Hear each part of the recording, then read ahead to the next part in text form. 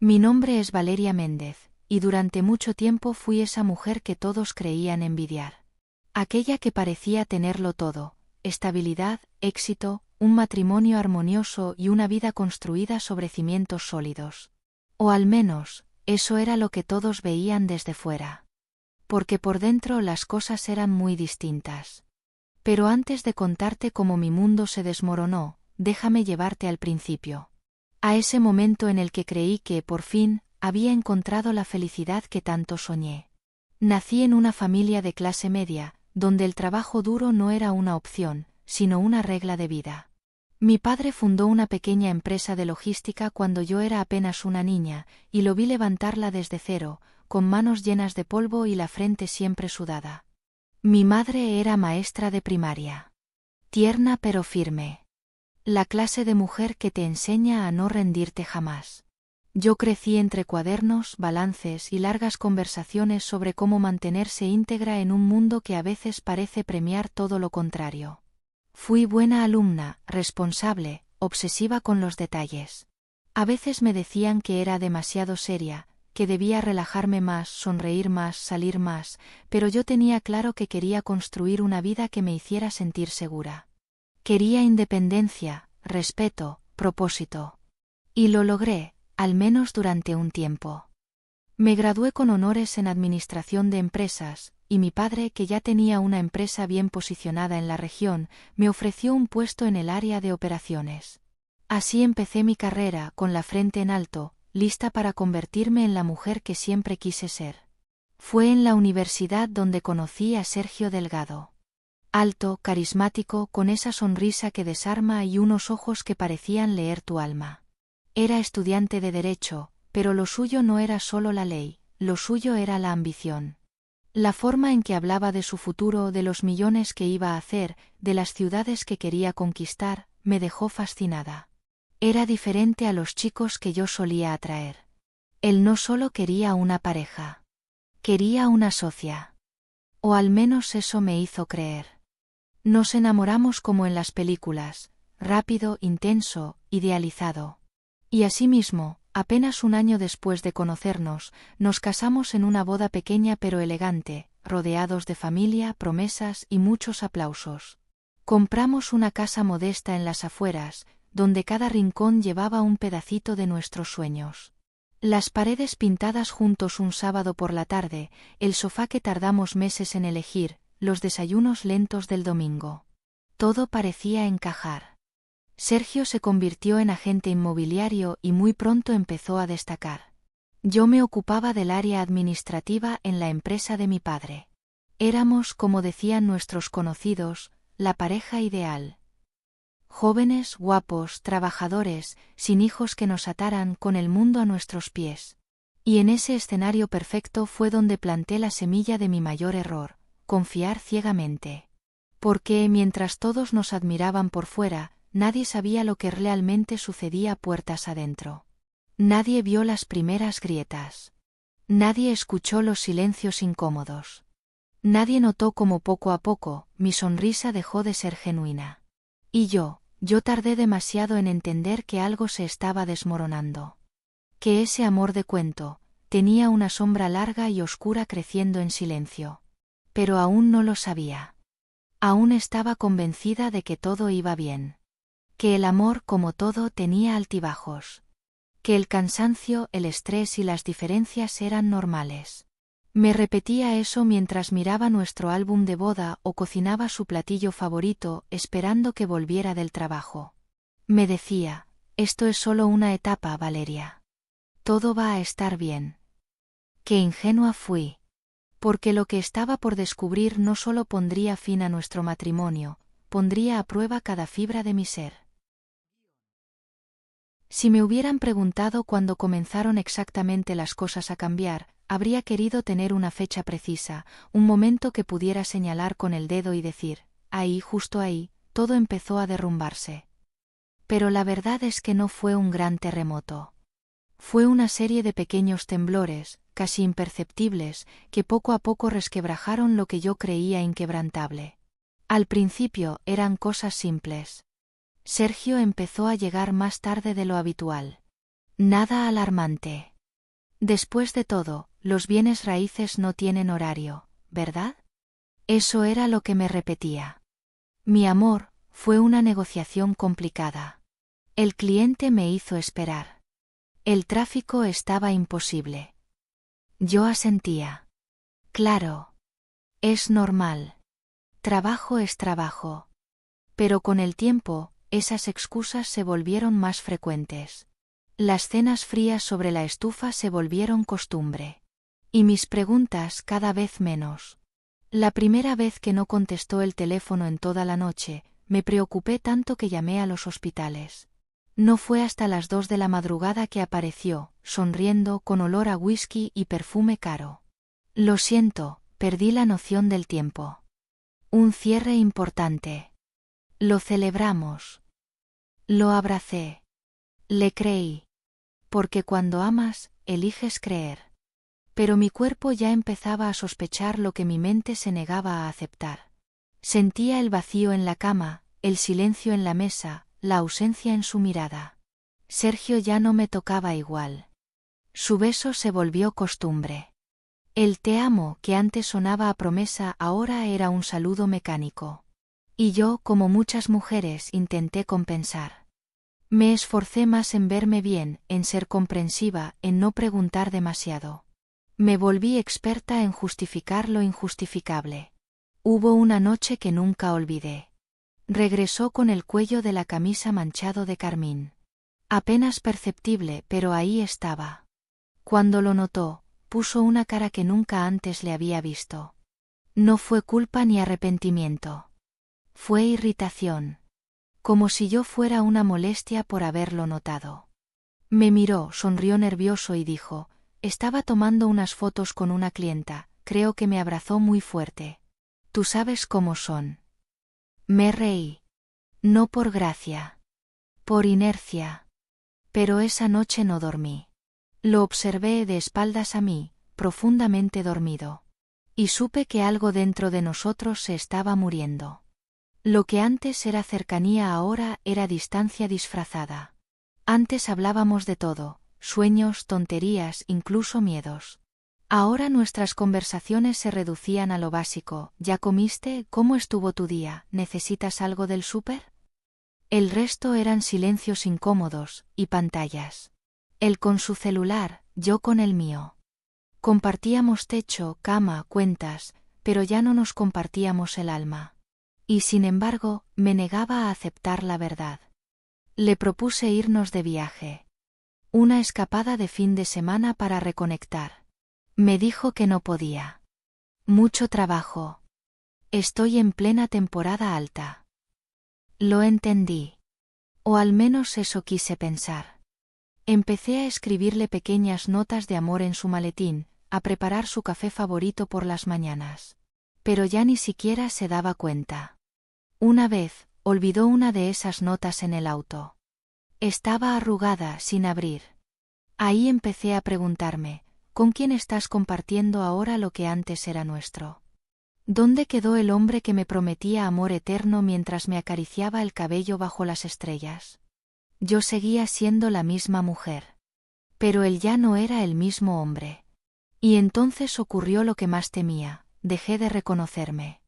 Me convertí en esa versión sumisa y ansiosa de mí misma. Caminaba sobre cáscaras de huevo. Me esforzaba por no incomodarlo. Por no hacerle preguntas. Por no parecer demasiado emocional. En las noches me preguntaba si el problema era yo. Si quizás me había vuelto aburrida. Si él necesitaba algo que yo ya no podía ofrecerle. Pero lo que no sabía, era que esa duda sería el principio del fin. Porque no hay mayor traición que la que uno comete contra su propia intuición. Y yo, llevaba meses traicionándome a mí misma. La mente de una mujer rara vez se equivoca cuando algo no encaja. Podemos engañarnos, racionalizar, mirar hacia otro lado, pero la intuición es terca. Grita en el silencio. Se esconde detrás de las cosas más pequeñas. Y en mi caso, ese grito comenzó con un aroma. Fue una noche cualquiera. Sergio regresó más tarde de lo habitual. No era raro, pero esta vez, había algo distinto. Entró con la camisa medio abierta, el cabello desordenado y un brillo extraño en los ojos. No de alegría, no de cansancio, sino de culpa. Me abrazó sin fuerza, como quien cumple un trámite. Y al hacerlo, percibí un olor que no era mío. Un perfume dulce, empalagoso, y detrás, humo. No de cigarro común.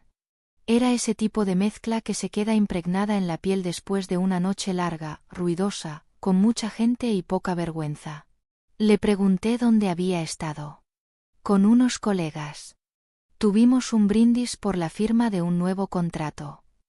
Me sonrió como si eso bastara. Como si el contexto no importara. Y luego añadió como un premio de consuelo, deberías venir alguna vez. Sería divertido. Me lo dijo sin mirarme a los ojos, quitándose los zapatos con desgano. No insistí. Solo asentí con la cabeza. Pero esa noche no dormí. Lo escuché respirar a mi lado profundamente, como si el mundo estuviera en calma.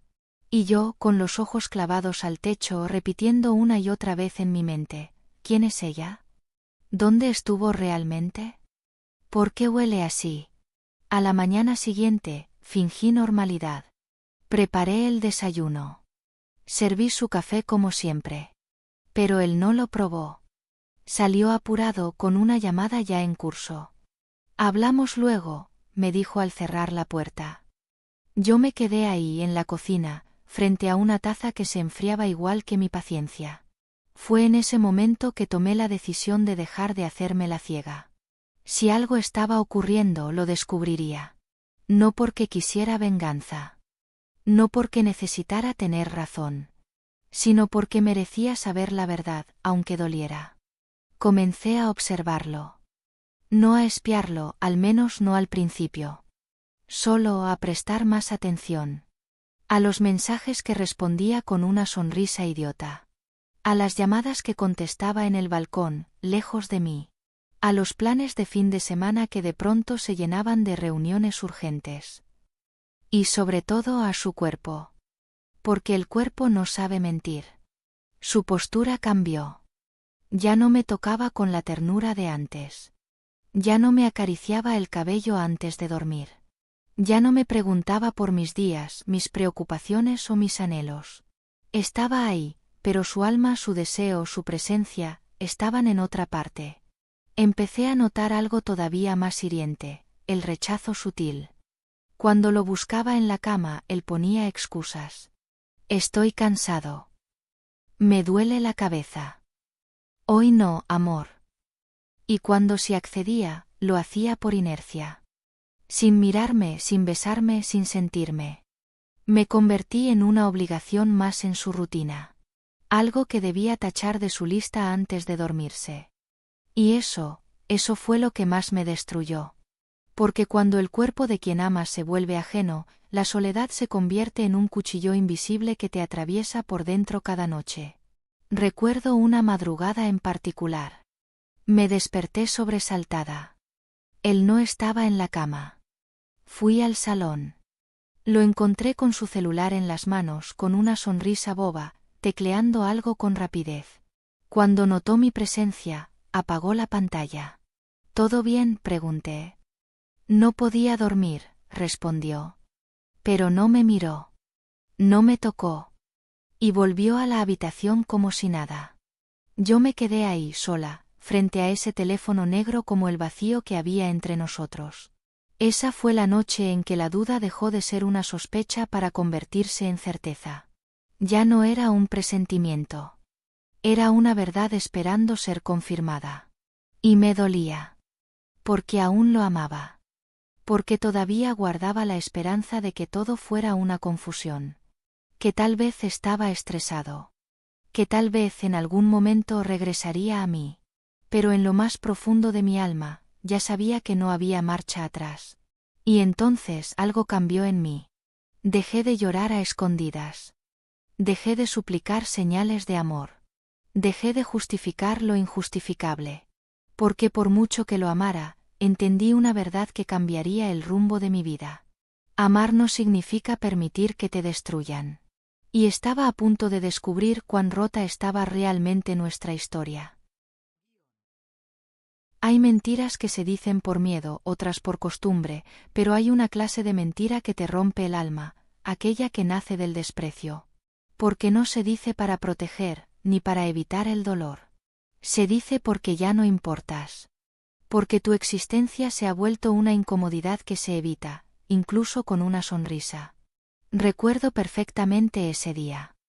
Era viernes, y por primera vez en mucho tiempo, Sergio no tenía nada en su agenda. O eso pensaba yo. Había estado cocinando toda la mañana. Preparé su plato favorito, pasta al pesto con pan de ajo y ensalada fresca, pensando que una comida sorpresa en su oficina podía ser un pequeño puente entre lo que éramos y lo que estábamos dejando de ser. Quería recuperar algo, lo que fuera. Una mirada, un gesto sincero, un gracias que no sonara vacío. Salí temprano del trabajo. Me puse el vestido azul que él siempre decía que me hacía ver como recién salida de una película, y me dirigí a su oficina con el corazón esperanzado y temeroso. Pero al llegar, me encontré con un silencio extraño. La recepcionista, una joven amable con la que a veces conversaba en eventos, me miró sorprendida. «Valeria, ¿todo bien?». Sonreí, levantando la bolsa con el almuerzo. Vine a darle una sorpresa a Sergio. ¿Está en su oficina? Su rostro cambió. Dudó unos segundos. No, se fue hace como una hora. Tenía un compromiso importante, o al menos eso nos dijo. Sentí como algo se me encogía por dentro. Forcé una sonrisa. Claro, debí confundirme. Salí de allí con el almuerzo intacto y el corazón hecho pedazos. Caminé hasta mi coche temblando, como si cada paso me alejara más de la verdad que aún me rehusaba a aceptar. Me senté al volante, sola, mirando la bolsa de papel que aún soltaba vapor. Y lloré. Por primera vez en semanas. Lloré sin contenerme, como si algo en mí se hubiera quebrado definitivamente. Esa noche, cuando Sergio llegó a casa, todo se sintió extraño. No por él. Él actuaba igual que siempre. La misma sonrisa automática. El mismo beso frío. La misma historia reciclada, un día largo, agotador. No sabes cómo estaba el tráfico. Yo asentí. Pero por dentro, algo en mí había cambiado. No me creí una sola palabra. Y aún así lo dejé hablar. Lo dejé mentirme. Porque quería ver hasta dónde estaba dispuesto a llegar. Mientras cenábamos, él distraído con su celular, yo fingiendo normalidad, me atreví a hacerle una pregunta simple. ¿Cómo estuvo tu día en la oficina? Me miró brevemente. Bien, como siempre. No salí de ahí en todo el día. Sus palabras fueron un puñal. No lo confronté. No en ese momento. Solo asentí y terminé de comer. Pero esa mentira tan innecesaria, tan desvergonzada, me confirmó todo lo que ya sabía. Más tarde en la cama, decidí probar una última cosa. Algo que no solía hacer. Me acerqué a él. Me acurruqué como solía hacerlo cuando todo estaba bien. Le acaricié el pecho y le pregunté, ¿tú crees que estamos bien? Hubo un silencio largo.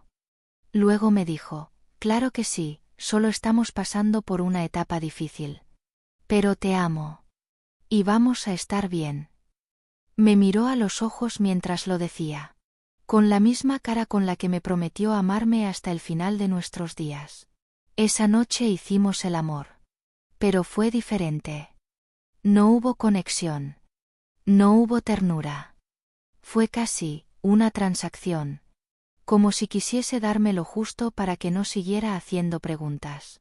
Y durante esos minutos eternos, mientras él me tocaba como si yo fuera una obligación, yo no podía dejar de pensar, ¿con quién estabas esta tarde, Sergio? ¿Dónde estuviste realmente mientras yo te esperaba con la mesa puesta y el corazón abierto? Cuando todo terminó, me giré dándole la espalda. Cerré los ojos pero no pude dormir. En mi mente, la escena se repetía una y otra vez. La oficina vacía. Su voz mintiéndome con descaro. Su sonrisa impostada. Y comprendí que ya no se trataba solo de una traición física. Era mucho peor. Era la traición de alguien que ya no te respeta. Al día siguiente, todo pareció mejor. Como si él inconscientemente sintiera que yo estaba por desmoronarme, y decidiera regalarme una versión más amable de sí mismo. Me trajo café a la cama. Me dijo que podríamos salir a cenar pronto. Habló de un viaje que podríamos hacer, cuando todo se calme en el trabajo. Me abrazó más de lo habitual. Y hasta me dijo que me veía más bonita que de costumbre. Pero no. No me engañó. Porque cuando alguien rompe tu confianza, ningún gesto puede repararla. Solo queda la duda. Y la duda es una herida que nunca cierra. Y esa fue la última noche que lloré por él en silencio. La próxima vez que lo hiciera, ya no sería por tristeza, sino por rabia. Hay momentos que parten tu vida en dos. No los ves venir, no estás preparada para ellos. Son como un rayo que atraviesa un cielo despejado. Y cuando caen, no solo iluminan lo que estaba escondido, lo reducen todo a cenizas. Para mí, ese momento fue una llamada. Era un martes por la tarde. Llevaba horas en la oficina, intentando concentrarme en un informe que debía entregar antes del viernes. Pero mi mente estaba lejos. Llevaba semanas sin paz. Sergio había vuelto a ser distante. Demasiado atento en lo superficial, pero completamente ausente en lo profundo. Me hablaba con frases bonitas, pero su mirada estaba vacía. Y en la cama ya no había amor. Solo el eco de lo que alguna vez fuimos.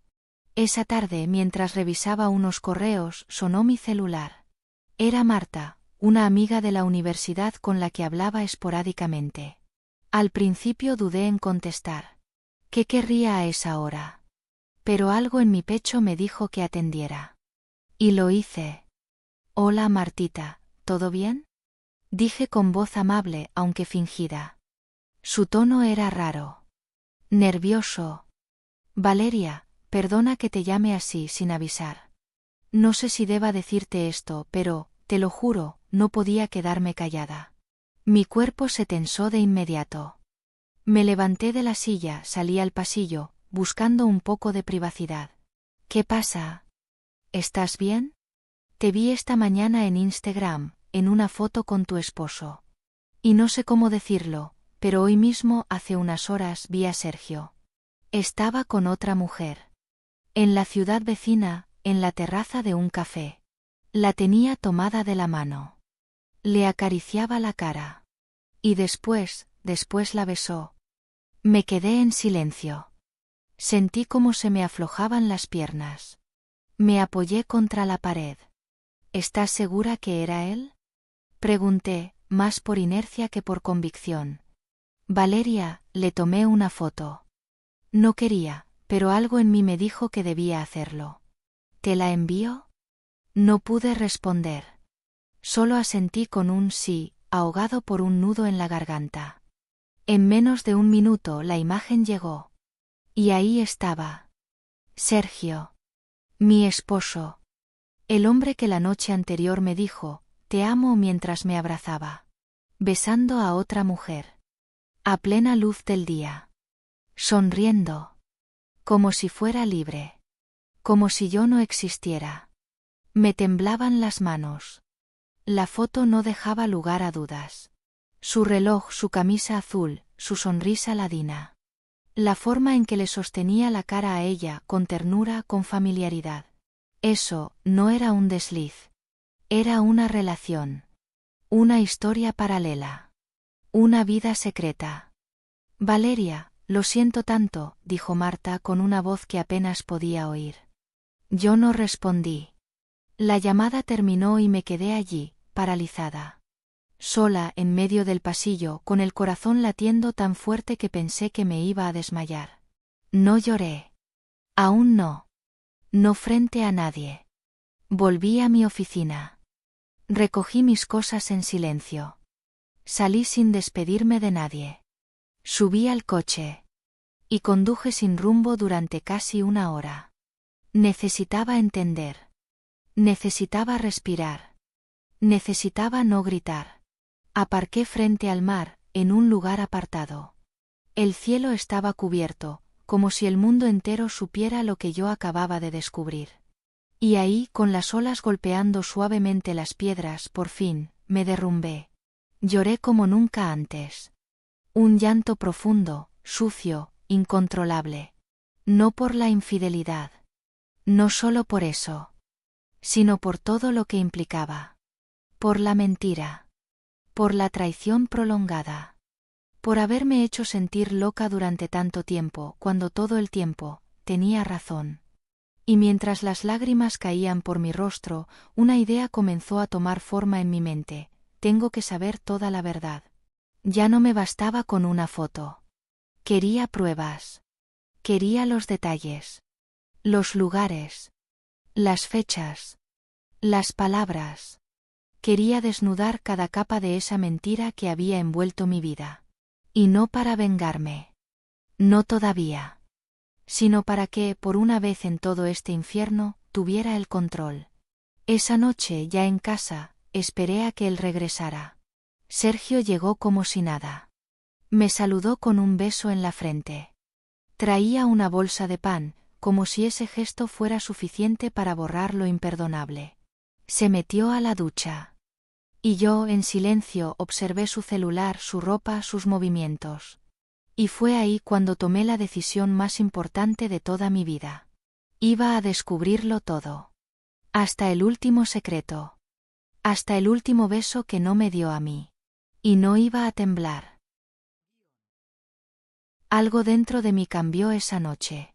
Fue como si una puerta que durante años mantuve cerrada por miedo, vergüenza o costumbre, se abriera de golpe. Y del otro lado no había lágrimas ni debilidad, sino fuego. Furia. Determinación. Había pasado tanto tiempo dudando de mis propios instintos que ya no confiaba ni en mis latidos. Me habían enseñado desde pequeña a ser comprensiva, paciente, razonable. A hablar antes de gritar. A perdonar antes de juzgar. Pero todo eso, ¿de qué me había servido? Me lo había dado todo a alguien que, mientras me abrazaba por las noches, acariciaba a otra por las tardes. Esa madrugada, mientras Sergio dormía plácidamente a mi lado, o fingía hacerlo, yo abrí los ojos como nunca antes. No había vuelta atrás. No iba a vivir ni un solo día más con esa incertidumbre clavada en el pecho. Tenía que saberlo todo. Verlo con mis propios ojos. Escucharlo. Sentirlo. Porque solo así, solo con la verdad desnuda frente a mí, podría tomar una decisión sin titubear. Al día siguiente busqué en Google, detective privado infidelidad confidencial. Revisé reseñas. Comparé precios. Llamé a 3 números, pero solo uno respondió con la voz de alguien que no me hizo sentir como una víctima más. Se llamaba Dante Rosales. Voz grave. Profesional. Sin rodeos. Señora Méndez, lo que necesita no es una sospecha confirmada. Lo que necesita es una certeza que le permita actuar. Exactamente, respondí. ¿Puede ayudarme? Puedo ayudarla, si está dispuesta a mirar la verdad sin pestañear. Me citó en su oficina al mediodía. Le llevé todo lo que tenía: horarios, nombres de compañeros de trabajo, direcciones de supuestos clientes importantes, hasta su matrícula del auto. Le mostré la foto que Marta me había enviado, y le conté cada comportamiento extraño de los últimos 6 meses. Cada madrugada de silencio. Cada excusa con sonrisa incluida. Cada noche en la que el deseo desapareció sin avisar. Dante fue directo. Mi equipo y yo podemos seguirlo. Podemos instalar una grabadora de audio en su coche. Podemos conseguir fotos, vídeos, registros de hotel. Pero lo que usted descubra puede cambiarle la vida para siempre. Mi vida ya cambió. Solo que todavía no lo había aceptado, le dije sin bajar la mirada. Pactamos todo. En 3 días comenzaría la vigilancia. Mientras tanto, él me entregó una pequeña grabadora, del tamaño de una llave USB. Activa el sonido cuando lo dejes en el auto. Ponlo debajo del asiento del conductor. No la verá. Y cuando vuelva, escucha. Esa noche, cuando Sergio llegó a casa, todo en mí ardía por dentro. Pero por fuera sonreí. Lo besé como si nada. Le pregunté por su día. Lo abracé más de lo normal. Y cuando él, extrañado, me preguntó por mi repentina ternura, le respondí con voz dulce. Solo quiero que volvamos a estar bien. Me abrazó. Me acarició la espalda. Me dijo que también quería lo mismo. Pero yo ya no escuchaba sus palabras. Porque en su voz ya no quedaba amor. Solo hábito. Al día siguiente, después de que salió rumbo a una reunión con inversionistas, salí detrás de él. Caminé hasta su coche, fingiendo que se me había caído algo cerca del garaje, y deslicé la grabadora bajo su asiento con una frialdad que jamás pensé que tenía dentro de mí. Luego me alejé, regresé a casa y esperé. Las horas pasaron como cuchillas. Cada minuto era una herida nueva. Me tomé 2 cafés. Salí a caminar. Respondí correos que no leí. Sonreí a mis compañeras de trabajo como una actriz ganadora de un Oscar. Nadie imaginaba que, detrás de esa blusa blanca y ese maquillaje perfecto, una mujer se estaba preparando para descubrir que toda su vida era una mentira. Al caer la noche, Sergio regresó. Traía flores. No era su estilo. Flores. Lirios. Mis favoritos. Me dijo que pensaba en mí. Que sentía que nos estábamos alejando. Que quería reconectar. Qué irónico. Me besó en la frente y me dijo, no sabes cuánto te amo, Val. No respondí. Solo asentí. Y lo observé mientras se metía a la ducha. Guardé las flores. Sonreí. Pero por dentro, ya había comenzado mi despedida. Al día siguiente, después de que se fue, tomé la grabadora y me encerré en mi estudio. Cerré la puerta. Apagué el teléfono. Respiré hondo. Y presioné play. Los primeros minutos eran ruido blanco. Música de fondo. Una llamada de trabajo. Luego silencio. Y después su voz. Hola, mi amor. ¿Cómo estás, preciosa? Otra voz. Femenina. Juvenil. Cálida. Familiar. Hola, guapo. Te extrañé.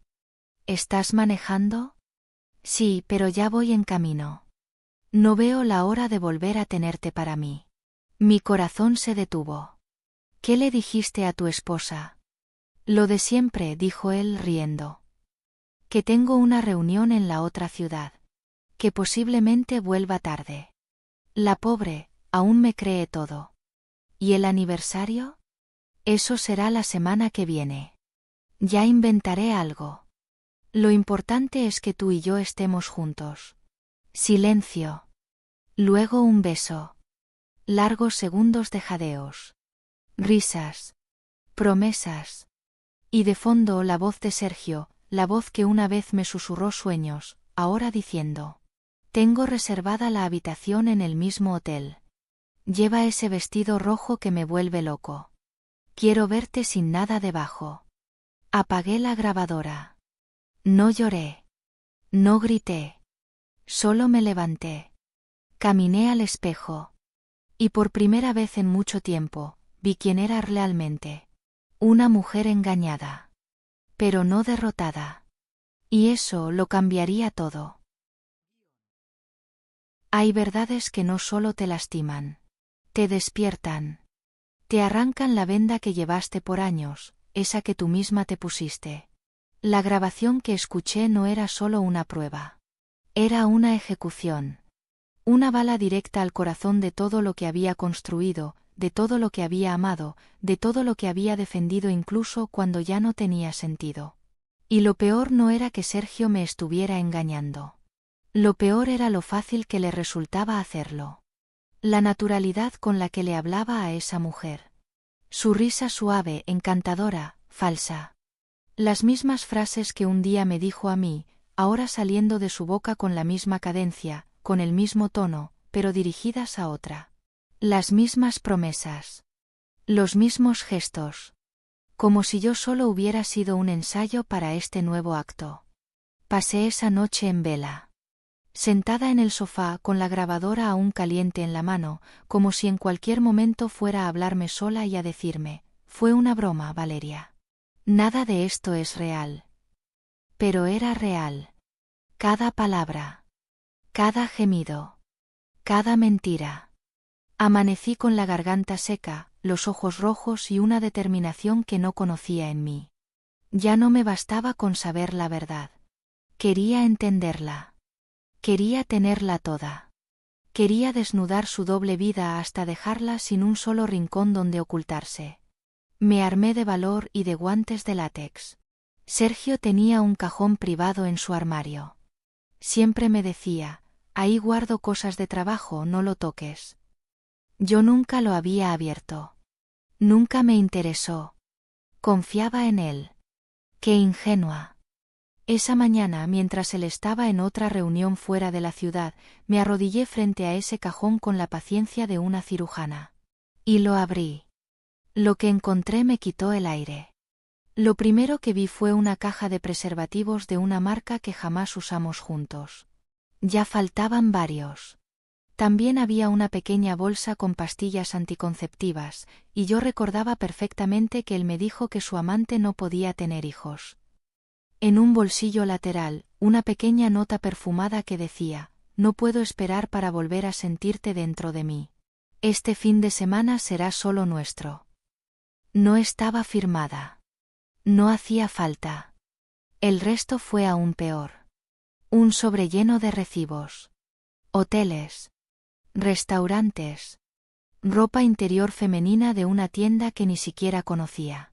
Lencería cara, provocativa, grotescamente ajena a nuestra intimidad desgastada. Un par de tickets de spa para parejas. Y una reserva impresa para un vuelo a Hawái con dos nombres, Sergio Delgado y Natalia Cáceres. Natalia. El nombre de la otra. Al principio creí que era una clienta. Luego pensé que tal vez era una colega. Pero no. Era ella. La mujer de la llamada. La del café en la ciudad vecina. La del vestido rojo. La que estaba a punto de pasar una semana entera en un paraíso tropical con el mismo hombre que, semanas antes, había jurado amarme con todo su ser. Se me revolvió el estómago. Pero no lloré. No esta vez. Solo sentí asco. No solo por él. Por mí también.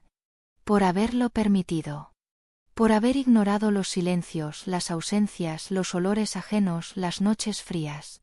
Por haber querido salvar algo que ya estaba podrido hasta la raíz.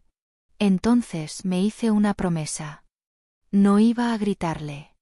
No iba a destruirle el coche. No iba a tirarle las cosas por la ventana ni a suplicarle explicaciones. Yo iba a hacer algo mucho peor, lo iba a dejar desnudo ante su mentira. Iba a quitarle el disfraz frente a su amante, frente a sus amigos, frente a mí. Y cuando no le quedara nada me iba a ir. Pero me iba a ir de pie. Con la frente alta. Con mi dignidad intacta. Empecé por recopilar las pruebas. Fotografié cada recibo. Escaneé la nota. Guardé la copia del vuelo. Llamé a Dante el investigador y le conté todo.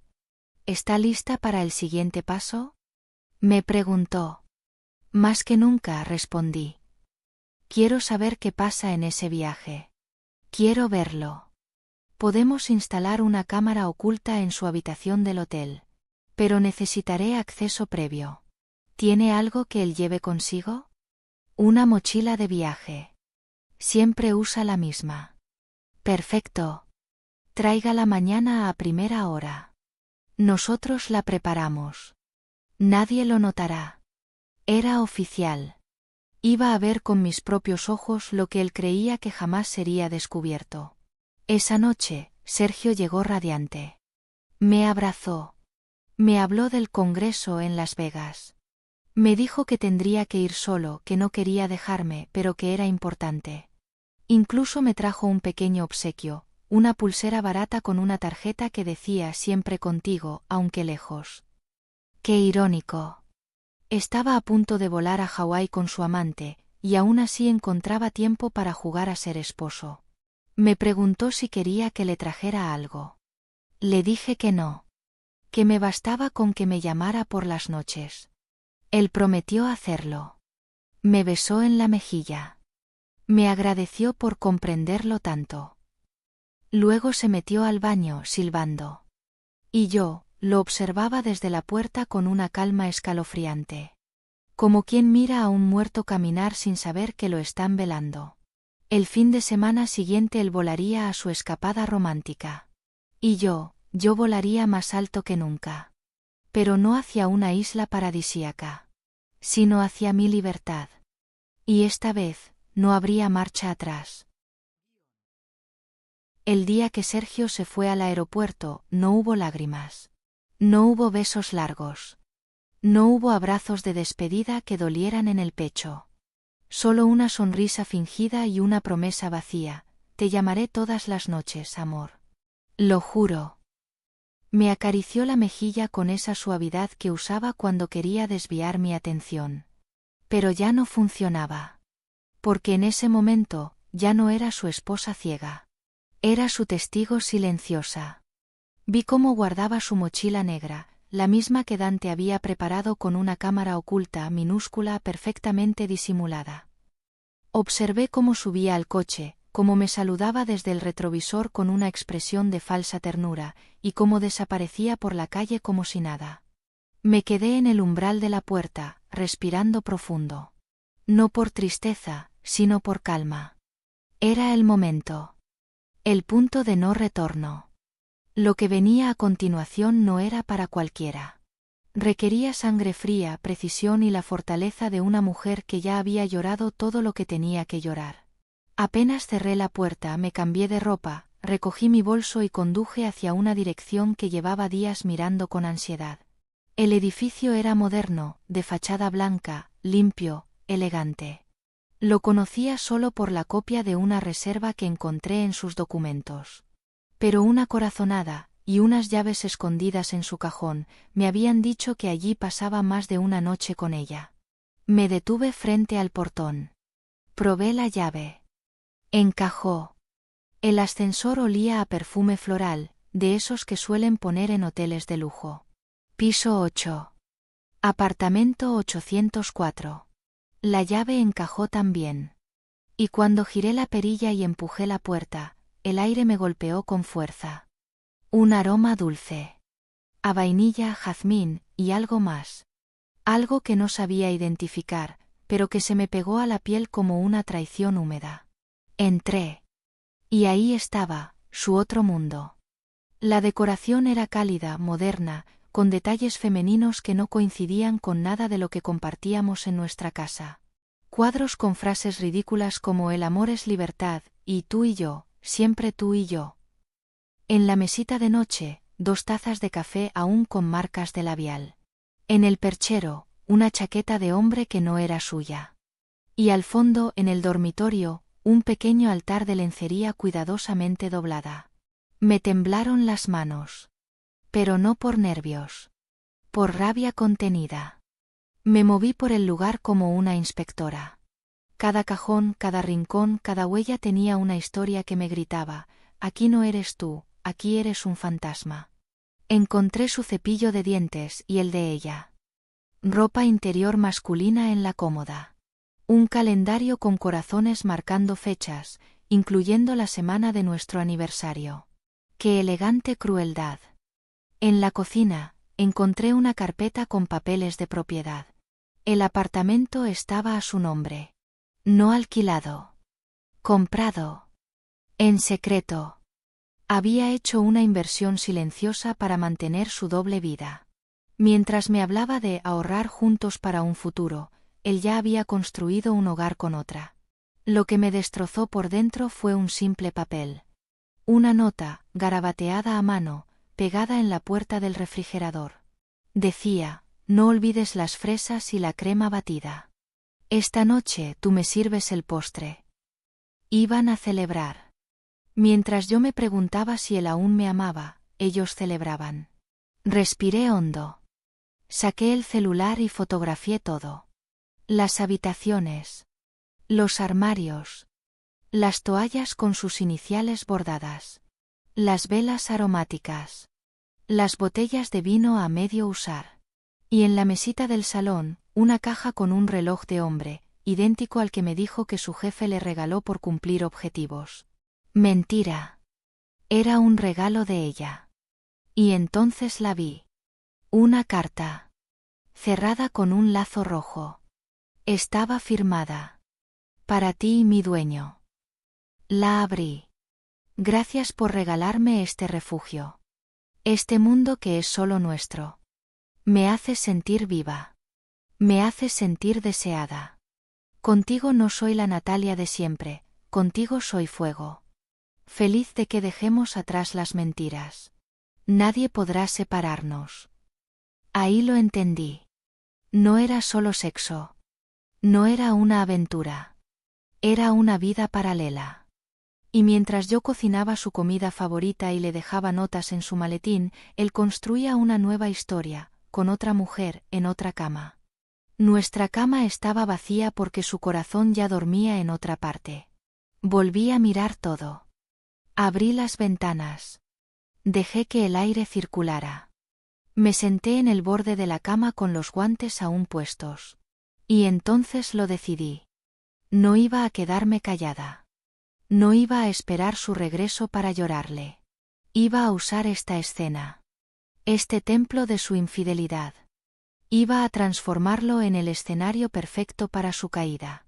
Esa noche le escribí un mensaje. Te extraño. Llama cuando puedas. Cuéntame cómo va todo. Espero que hayas descansado bien. Y mientras él se acostaba con su amante en una cama de hotel en Hawái, creyendo que todo estaba bajo control, yo estaba allí, en su guarida secreta, tomando fotos, armando carpetas, recolectando piezas. Preparando mi verdad. Porque muy pronto, todo lo que estaba oculto, iba a salir a la luz. Y ni el mar de Hawái lo iba a salvar del naufragio que le esperaba. La verdad tiene un peso extraño. Al principio, cuando se revela, te aplasta. Te deja sin aire, sin fuerza, sin rumbo. Pero si logras mantenerte de pie, ese mismo peso se transforma en un impulso. En una dirección. En un propósito. Y ese fue mi caso. Ya no me consumía el dolor. Me sostenía la certeza. Saber lo que había detrás de cada mentira, cada abrazo falso, cada te amo murmurado sin alma, me había transformado. Dejé de ser la mujer que esperaba una llamada. Ya no necesitaba pruebas. Lo que necesitaba ahora, era justicia emocional. Y no solo para mí. Porque Sergio no era el único que había traicionado. Ella también existía. La otra víctima. Silenciosa. Lejana. Invisibilizada por el mismo engaño. La esposa del amante de mi esposo. La mujer que, al igual que yo, probablemente preparaba cenas sin destinatario, doblaba camisas con olor a perfume ajeno, y se preguntaba en silencio, ¿qué hice mal? Busqué. Fue más fácil de lo que esperaba. En uno de los sobres encontrados en el departamento secreto, había un recibo a nombre de Gregorio Cáceres. El mismo apellido que figuraba en los boletos de avión junto al de Natalia. Y si Natalia era la amante de mi esposo, Gregorio tenía que ser su esposo. Me bastó una búsqueda en el padrón de contribuyentes, un cruce de datos en redes sociales, y ahí estaba, Camila Duarte de Cáceres. 41 años. 2 hijos adolescentes. Abogada. Perfil bajo. Casi no tenía publicaciones. Una mujer discreta. Reservada. Y por sus fotos antiguas, profundamente enamorada de su marido. Un nudo se formó en mi pecho. Porque era yo. Otra versión de mí. Otra esposa viviendo en la mentira sin saberlo. Le escribí. Usé un tono respetuoso, directo, sin detalles. Solo lo esencial. Hola, Camila. Disculpa que me comunique de forma tan inesperada. Mi nombre es Valeria Méndez. Soy la esposa de Sergio Delgado. Creo que es importante que hablemos. Hay algo que necesitas saber sobre tu marido. Tengo pruebas. No busco escándalos. Solo la verdad. Si estás dispuesta, podemos encontrarnos. Prometo ser respetuosa. No estás sola. El mensaje quedó en visto durante horas.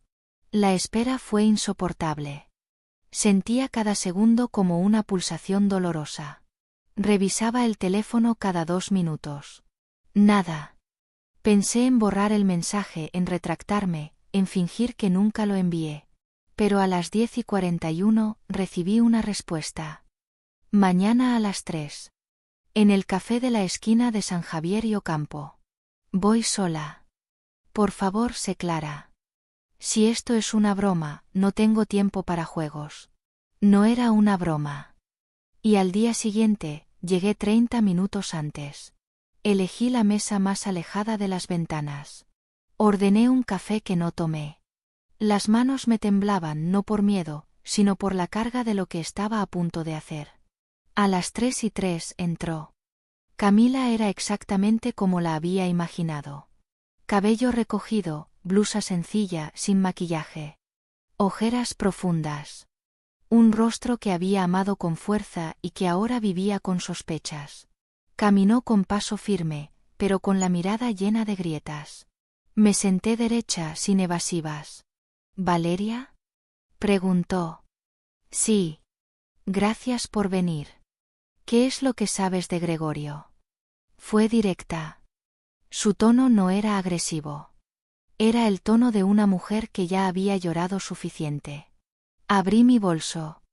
Coloqué sobre la mesa una carpeta negra.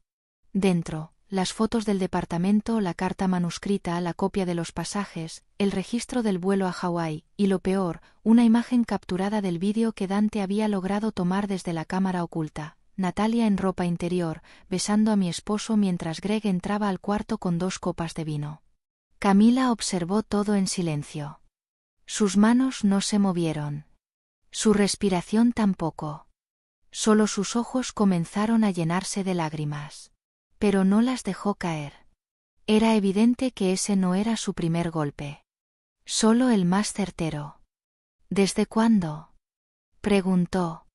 No lo sé con certeza. Yo descubrí todo hace unas semanas.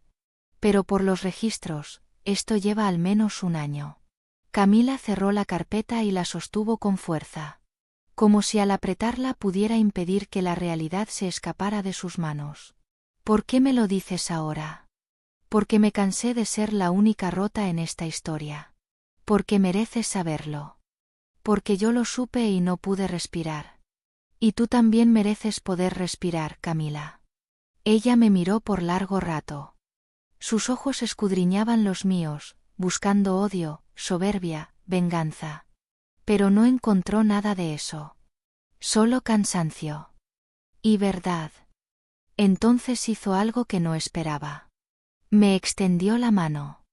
Gracias. Gracias por no quedarte callada. ¿Sabes qué? Tal vez podamos hacer algo con esto. ¿Algo como qué? Su mirada cambió. Su voz también. No quiero escándalo. Pero quiero que lo vean. Quiero que vean que ya no somos ciegas. Que no estamos rotas. Que no estamos solas. Hicimos silencio. Y entonces ella dijo la frase que encendió la chispa. ¿Y si los dejamos sin coartadas?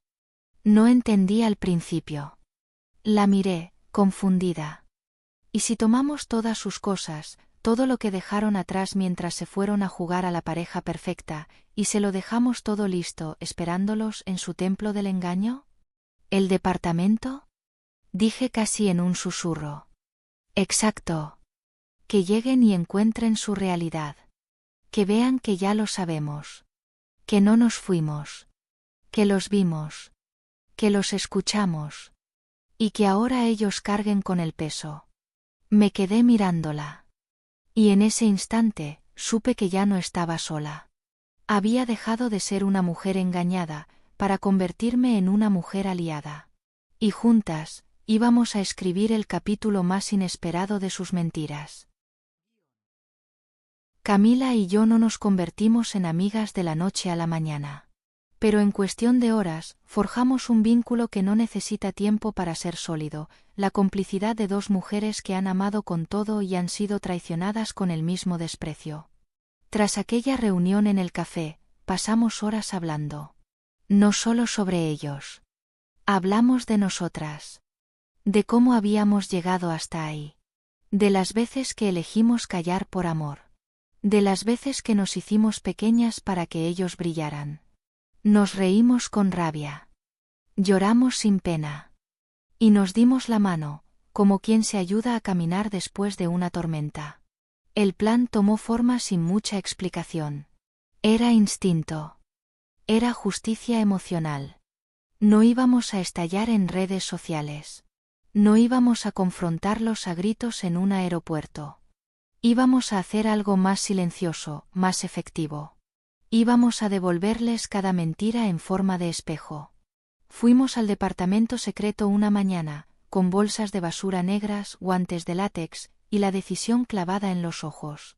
Cada objeto que levantábamos, cada ropa interior, cada nota romántica, cada botella de vino vacía, era una herida que dejábamos abierta, a propósito, para que cuando ellos llegaran, sintieran la infección. Camila encontró una fotografía. Ellos dos, Natalia y Sergio, abrazados en la playa. Sus cuerpos juntos, felices, sin culpa. La rompió en 2. Luego en 4. Luego en 20 pedazos. No dijo nada. Solo respiró. Y siguió empacando. Yo encontré una caja con recuerdos. Pulseras, tickets de cine, entradas a conciertos. Todos lugares donde Sergio me dijo que se quedó trabajando hasta tarde. La ironía me ahogaba. Pero no me quebré. Acomodamos todo. Ropa, regalos, zapatos, cartas, incluso los frascos de perfume. Cada cosa que Natalia había dejado en ese lugar, lo empacamos y lo pusimos justo en el centro del salón. Hicimos lo mismo con las cosas de Sergio. Como si les estuviéramos diciendo, aquí está su historia. Aquí están sus cuerpos, su olor, sus risas, su traición.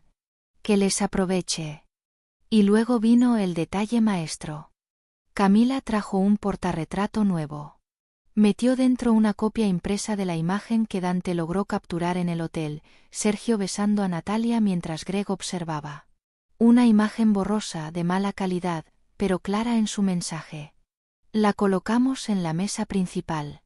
Al lado, un sobre con una nota escrita a mano. Sabemos todo. Que lo disfruten. Porque esta será la última vez que tengan un lugar donde esconderse. No firmamos. No dejamos pistas. Solo dejamos la verdad desnuda. Antes de irnos nos tomamos de las manos. No por drama. No por cine. Por fuerza. Porque ese lugar, ese departamento, ya no era suyo. Era nuestro campo de batalla ganado. Cerramos la puerta. Y nos fuimos. Esa misma noche mi celular vibró. Era Sergio. Contesté sin emoción. Como quien responde al cajero del banco. ¿Aló? Su voz estaba rara. Nerviosa. Forzada. Val, ¿cómo estás? Bien. ¿Todo bien contigo? Silencio. Sí, claro. Estoy en el hotel, ya sabes. Muy cansado. Fue un día largo. Mucho sol. Pero todo bien. Solo quería escucharte. Lo dejé hablar. Lo dejé inventar. Porque cuando alguien miente sabiendo que tú ya lo descubriste, cada palabra es un espectáculo patético. Qué bueno que descanses, le dije. Te extraño. Yo también. Te amo, Val. Sabes que te amo, ¿verdad? Eso me destrabó una sonrisa.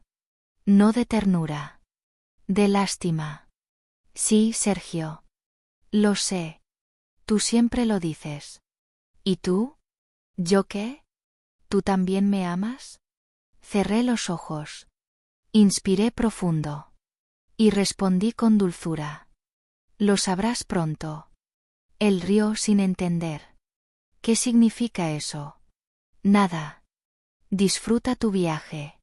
Colgué. Y lo bloqueé. Esa fue la última vez que escuché su voz. Al día siguiente, él y Natalia regresaron del paraíso. Aterrizaron en la misma ciudad donde habían dejado su guarida de placer, su refugio de mentiras. Y lo que encontraron allí fue el cadáver de su historia. Camila y yo lo supimos por Dante, que tenía instalado un pequeño sistema de seguridad sin que ellos lo supieran. Nos envió un vídeo corto. Sin audio. Solo las imágenes. Sergio abriendo la puerta. Natalia detrás. Ambos sonrientes. Relajados. Llevaban maletas, gafas de sol, la piel bronceada de quien ha olvidado el mundo. Y de pronto, se detienen. El salón repleto de cajas. Las notas. La foto. El silencio. Los dos se paralizan. Natalia grita algo. Sergio se lleva las manos a la cabeza. Ella se aleja. Él intenta seguirla. Discuten. Ella lo empuja. Él lanza una caja al suelo. Los dos se miran como extraños. Y ahí se acaba el vídeo. No hubo necesidad de más. Habían quedado expuestos. Y lo peor para ellos, no era que lo supiéramos. Era que ya no importaban. Habían perdido su juego. Porque las piezas ya no respondían. Porque las mujeres a las que traicionaron, ya no estaban dispuestas a jugar. Esa noche Camila me invitó a cenar. Nada lujoso. Solo 2 copas de vino barato, risas sinceras y silencio cómodo. ¿Y ahora qué sigue? Le pregunté. Ella sonrió. Levantó su copa. Y dijo: ahora seguimos. La calma que vino después de la tormenta fue extraña. Casi incómoda.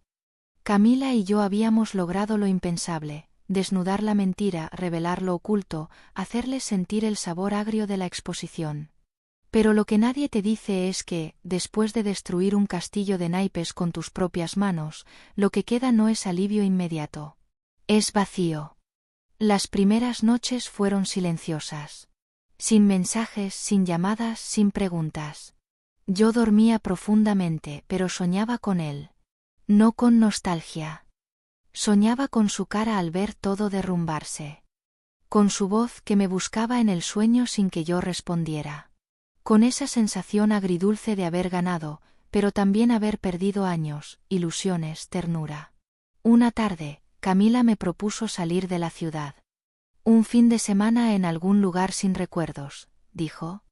Me pareció buena idea. Pero el destino tenía otros planes. El viernes por la mañana, mientras tomábamos café en su cocina, mi celular comenzó a vibrar. Era un número desconocido. Dudé en contestar.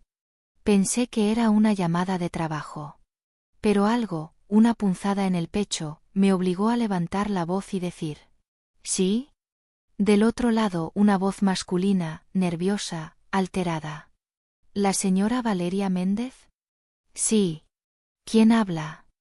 Soy del servicio de emergencia aeroportuaria. Necesitamos confirmar si usted es contacto de Sergio Delgado.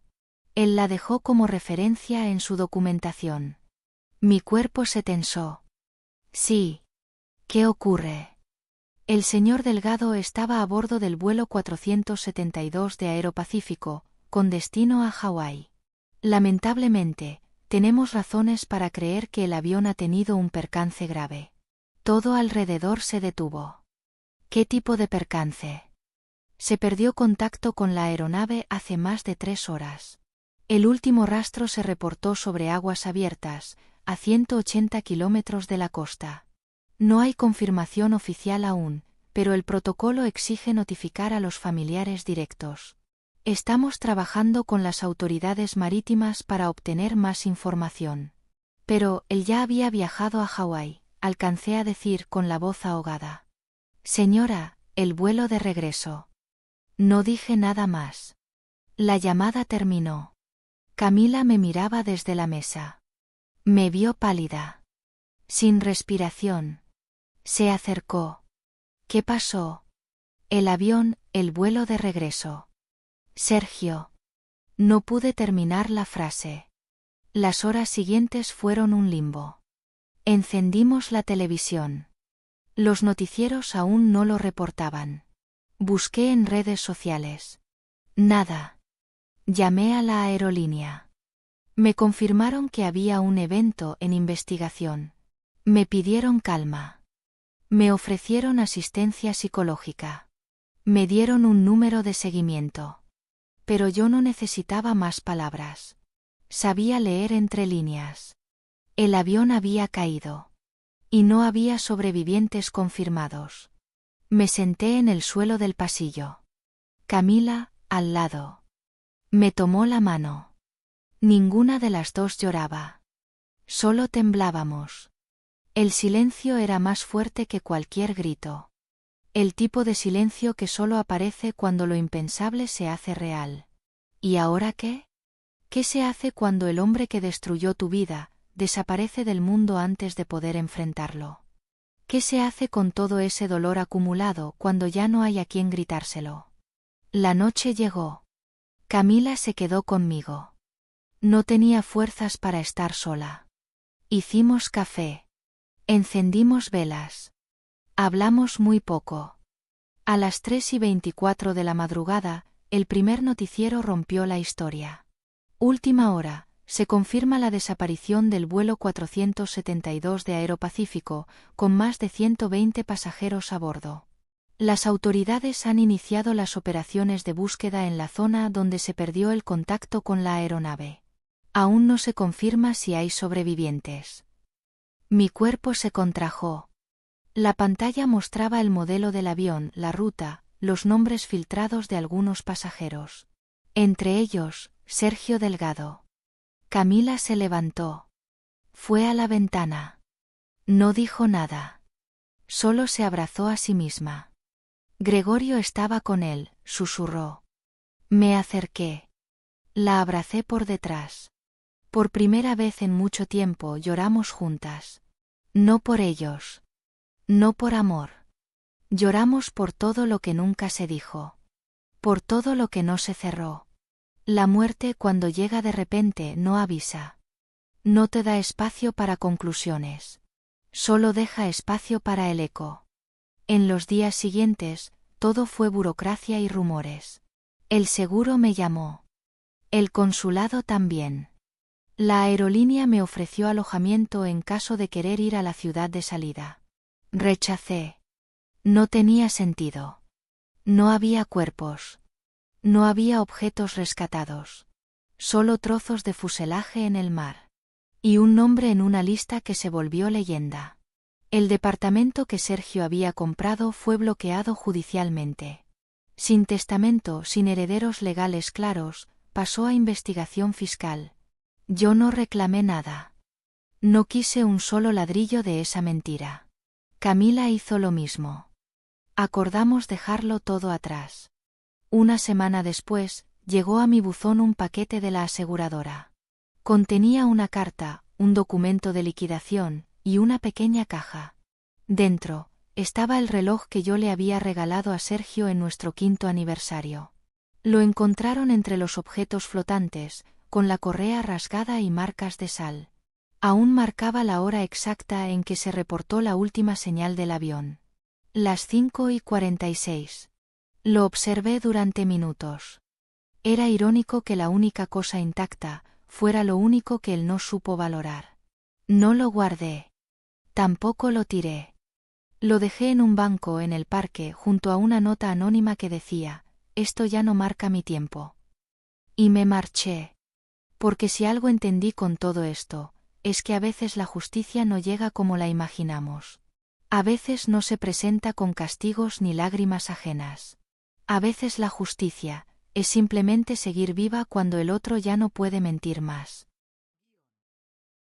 Cuando perdemos algo repentinamente, nuestra mente hace todo lo posible por entenderlo. Quiere sentido. Quiere respuestas. Quiere una línea recta que explique el caos. Pero la muerte no tiene guión. No cierra ciclos. No da oportunidad de réplica. Solo llega. Arrasa. Y deja una pregunta suspendida en el aire. ¿Y ahora qué? Pasaron días antes de que pudiera asimilar que Sergio ya no estaba. No porque lo extrañara, sino porque su ausencia significaba algo mucho más profundo. Nunca habría un cierre. Nunca podría decirle todo lo que me guardé. Nunca lo vería asumir las consecuencias. Nunca vería su rostro al descubrir que sabíamos toda la verdad. Nunca sabría si se arrepintió. Si sintió miedo en los últimos segundos. Si pensó en mí, o en ella. La noticia oficial llegó una semana después. Lo recuerdo con una claridad dolorosa. Era una mañana nublada. Había salido a caminar sola, como hacía últimamente. En mi bolso, el celular vibró con insistencia. Respondí sin revisar el número. La voz al otro lado era formal, neutra. Demasiado tranquila para lo que estaba a punto de decir. Señora Méndez, lamentamos informarle que las autoridades han concluido la búsqueda del vuelo 472. No se encontraron sobrevivientes. Se recuperaron pertenencias personales y restos materiales que permiten cerrar el caso. El cuerpo de su esposo no fue hallado, pero su presencia en el vuelo ha sido confirmada por múltiples medios. Lo sentimos profundamente. No dije nada. La voz siguió hablando. Sobre seguros. Sobre trámites legales. Sobre certificados de defunción. Pero ya no escuchaba. El mundo se volvió estático. Las personas pasaban junto a mí. Los coches seguían su ruta. Pero yo estaba en otra dimensión. Una donde el pasado acababa de explotar, y el futuro era una página en blanco. Colgué. Me senté en una banca. Saqué los zapatos. Apoyé los pies en la tierra húmeda. Y respiré. ¿Qué se hace cuando el hombre que te destruyó muere antes de que puedas reconstruirte? ¿Cómo se libera una herida que ya no tiene a quien reclamarle nada? No había duelo. No en el sentido tradicional. No lloré su ausencia física. Lloré lo que representaba, una vida que ya no podía confrontarse. Una historia que se quedó sin epílogo. Los días que siguieron fueron extraños. La gente no sabía cómo mirarme. En el trabajo me ofrecieron días libres. Me enviaron flores, condolencias, abrazos incómodos. Nadie sabía que yo no estaba de luto. Que lo que más me dolía no era su muerte, sino todo lo que él se llevó sin enfrentar. Un abogado me contactó. Me explicó que había activos congelados. Que podía reclamar parte de ellos como esposa legal. Me ofreció ayuda. Pero lo detuve. No quiero nada. Ya pagué suficiente con los años que le di. Lo único que sí hice fue firmar el acta de defunción. Un documento. Una hoja. Fría, impersonal, pero definitiva. Ahí, en tinta negra, quedó escrito que Sergio Delgado había dejado de existir el 17 de abril a las 5:46. La misma hora en que su reloj, el que había reaparecido milagrosamente, se detuvo para siempre. Guardé una copia. La doblé con cuidado. No la guardé con documentos importantes. La dejé en una caja junto a otras cosas que ya no necesitaba, fotos, cartas, regalos, recuerdos. Cosas que en otro tiempo hubieran sido tesoros, y que ahora eran solo residuos de una historia que no merecía continuar. Camila me llamó al día siguiente. Su voz sonaba igual de cansada. ¿Cómo estás? No lo sé, respondí con sinceridad. Tampoco yo. Nos quedamos en silencio. No hacía falta decir más. Ella había perdido también. A su manera. Y sin embargo estábamos vivas. Respirando. Pensando. Latiendo. Esa era la verdadera paradoja. La vida nos había golpeado con una fuerza que muchas no soportan. Pero ahí estábamos. No completas. No perfectas. Pero de pie. ¿Quieres venir? Me preguntó. Sí, dije. Tomé el coche y fui a su casa. Llevaba una botella de vino barato y una bolsa de pan caliente. Cenamos sin hablar del tema. Vimos una película antigua. Nos quedamos dormidas en el sofá. Como dos amigas de toda la vida, aunque apenas nos conociéramos. Y en la madrugada, cuando desperté entre cobijas compartidas, entendí algo que me hizo temblar el alma. Sergio se había ido. Pero yo, por fin estaba volviendo. Unos días después me senté en el porche de mi casa con una libreta nueva. Limpié la mesa. Abrí la página en blanco. Y escribí: no te perdono. Pero me libero. No olvido. Pero ya no te cargo. No te lloré como esposa. Pero te enterré como fantasma. Gracias por irte. Porque al hacerlo, por fin, volví a nacer. Cerré la libreta. Y ese fue mi ritual. No hubo misa. No hubo flores. Solo una mujer que, por fin, había soltado todo lo que no era suyo. Y estaba lista para descubrir quién era, sin él. Después de la tormenta, no llegó el sol. No de inmediato. Lo que llegó fue un silencio distinto. Uno que no dolía. Uno que no oprimía el pecho ni estrangulaba el alma. Era un silencio limpio, nuevo, como el eco que queda en una casa después de abrir todas las ventanas tras una larga ausencia. Un silencio que no asusta. Que abraza. Sergio se había ido, pero yo no me sentía viuda. Porque una viuda llora a quien amó y perdió. Yo había perdido a alguien que dejó de existir para mí mucho antes de morir. Su muerte fue solo el acto final de una historia que yo ya había dejado caer. La diferencia es que ahora, ya no quedaba nadie a quien culpar. Y eso me enfrentó con algo mucho más complejo, a mí misma. Camila y yo fuimos al memorial que organizaron las familias de las víctimas del vuelo. No porque quisiéramos rendirle homenaje. Lo hicimos por cierre. Por ceremonia. Por algo simbólico que nos permitiera dejar atrás lo que nunca se cerró en vida. Fue en una sala pequeña, decorada con flores blancas y velas. Había fotos de los pasajeros, listas de nombres, un espacio donde los familiares podían dejar mensajes escritos. El nombre de Sergio estaba en la tercera columna. Justo debajo de Natalia Cáceres. Verlos juntos ahí en papel, grabados para siempre como víctimas del mismo accidente, fue la imagen más absurda e irónica de toda esta historia. No había cuerpo. No había ataúd. Solo cenizas sin origen, lágrimas prestadas y abrazos entre extraños. Observé a los familiares con una mezcla de compasión y desconexión. Vi madres llorando, esposos rotos, hijos sin consuelo. Y me pregunté qué dirían de Sergio si supieran quién fue realmente. Cuántos secretos flotaban entre esas paredes disfrazados de homenajes. Me acerqué al muro de mensajes. Tomé un marcador. Y escribí: que tu partida sirva para enseñarnos lo que el silencio calló demasiado tiempo. Que el dolor no haya sido en vano. Que quienes nos quedamos, aprendamos a elegirnos primero. No firmé. No lo necesitaba. Camila escribió algo al lado. No leí su mensaje. Solo la tomé del brazo y salimos. En el coche, hubo un silencio largo. Luego me dijo: ¿te sientes mejor? Negué suavemente con la cabeza.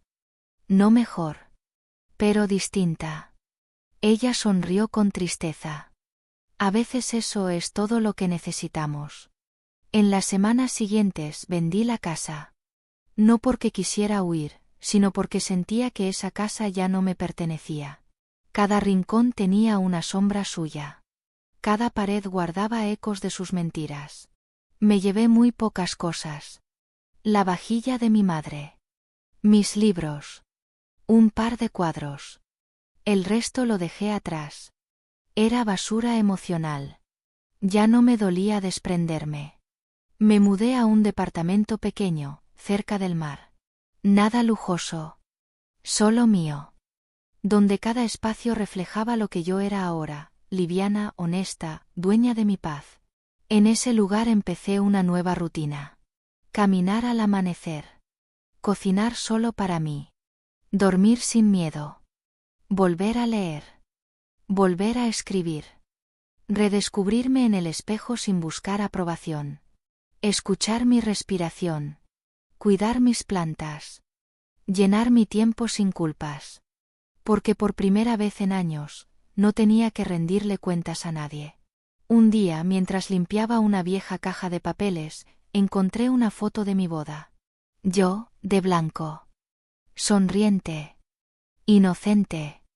Sergio con la mirada brillante y los brazos rodeando mi cintura. Observé esa imagen durante minutos. Luego encendí una vela, abrí la ventana y dejé que el viento se la llevara. La vi volar. Danzar por el aire como si tuviera vida propia. Hasta que desapareció. Y me sentí libre.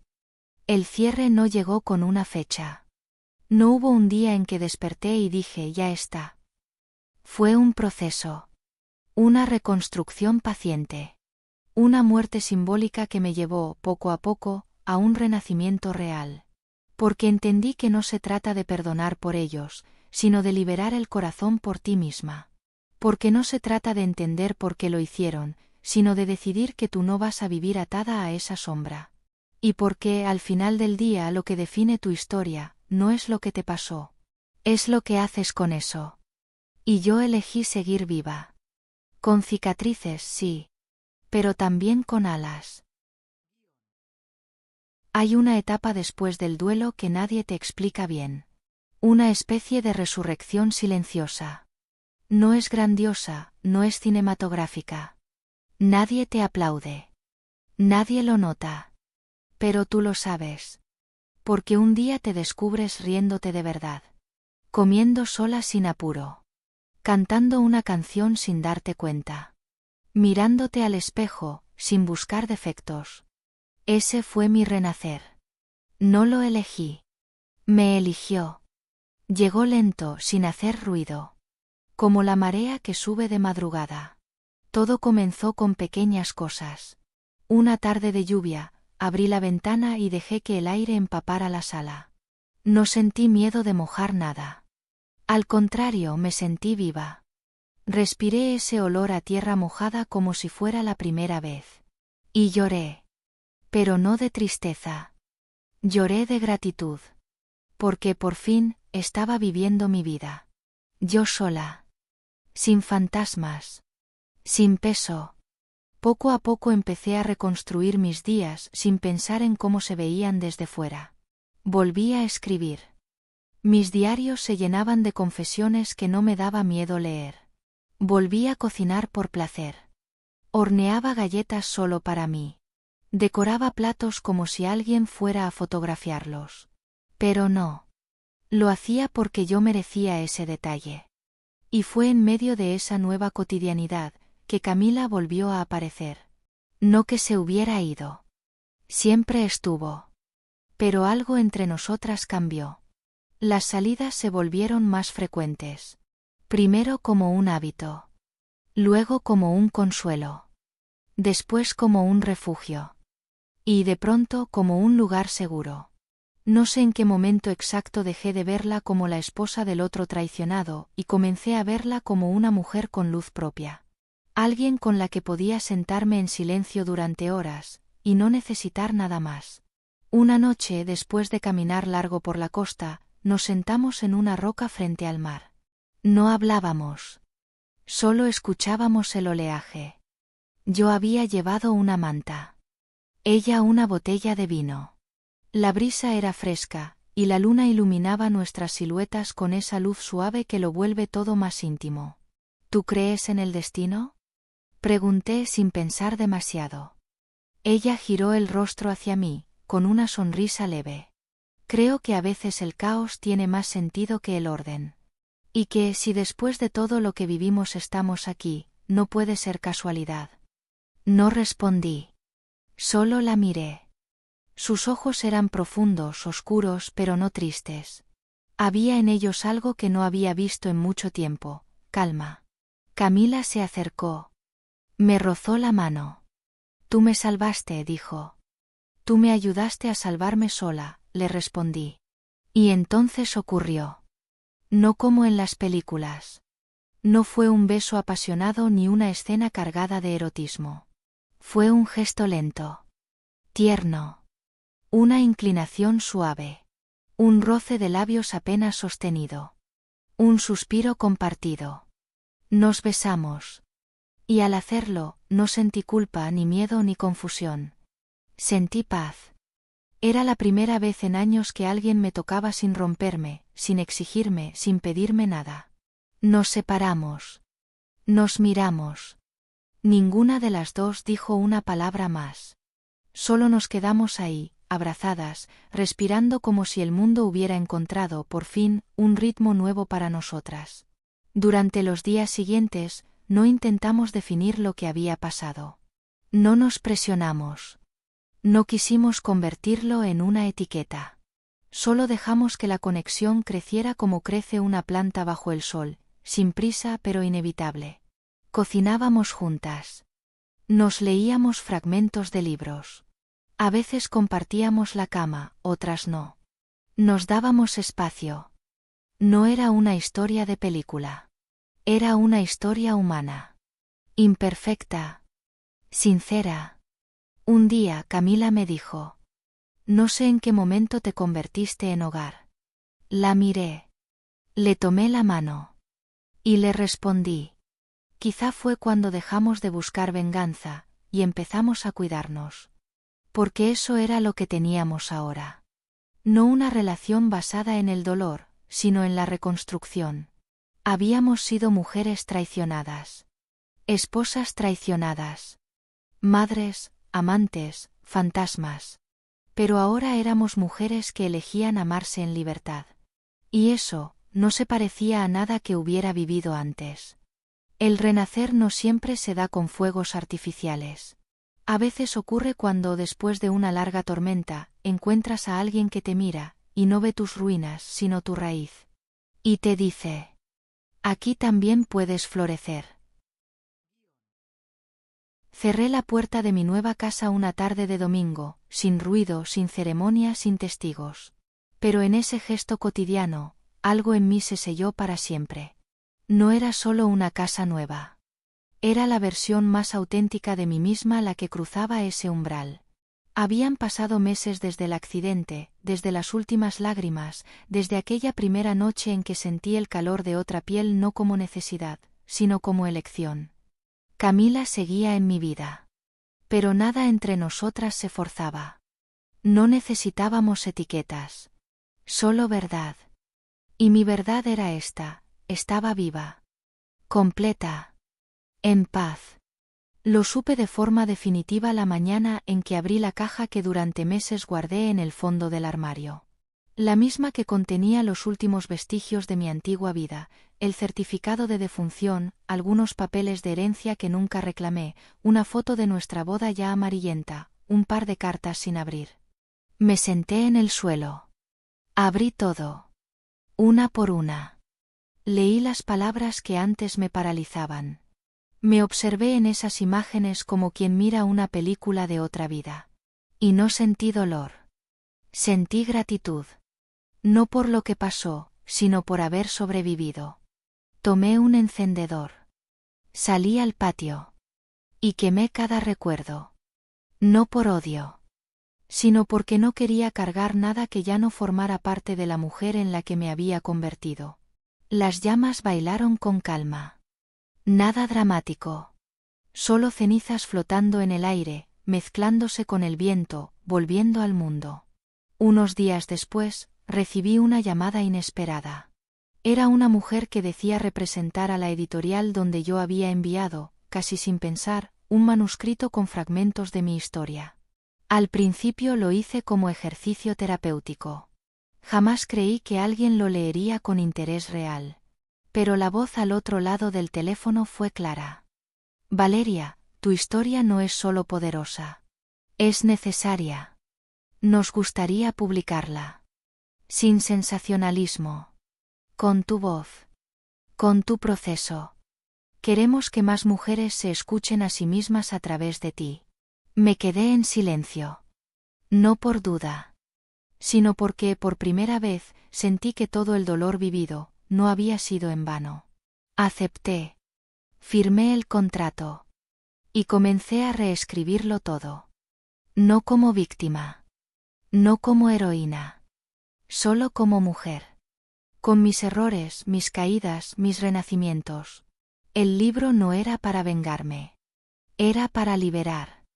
Para decirle al mundo que hay vida después del engaño, fuerza después de la ruptura, belleza en medio de los escombros. El día que el libro se publicó, Camila fue conmigo a la presentación. No nos dimos la mano. No posamos como pareja.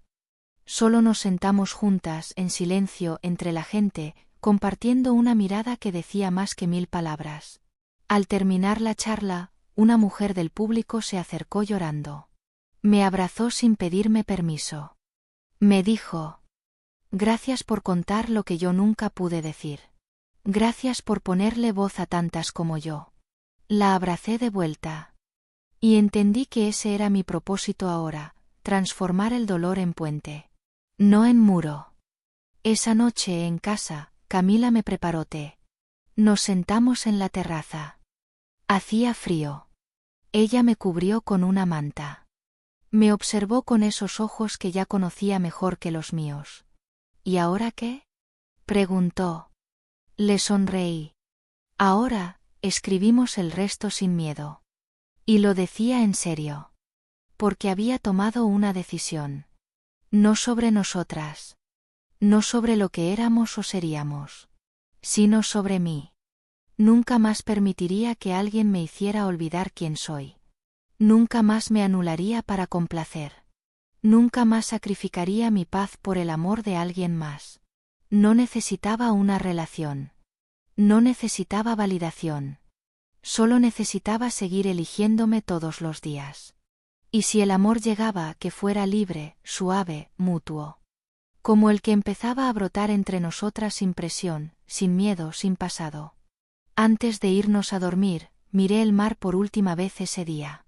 Y pensé: no sé qué traerá el futuro. Pero si esto fue el infierno, ya no le tengo miedo a nada. Porque volví a mí. Porque sobreviví a una muerte sin tumba. Y porque, al final, la mayor historia de amor que viviré, es la que estoy escribiendo conmigo misma.